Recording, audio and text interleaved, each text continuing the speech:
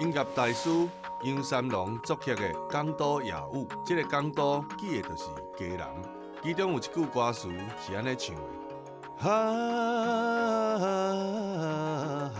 风也美，港都也有落花美。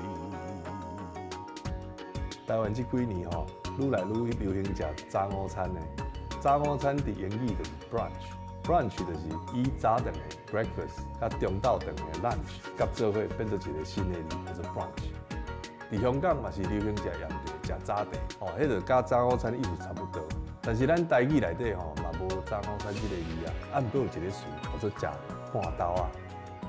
其实台湾也有真侪古早味、各地特别的小食，会当作为食半豆仔的选择。公司台语台，台湾好滋味，上怀念的迄一味。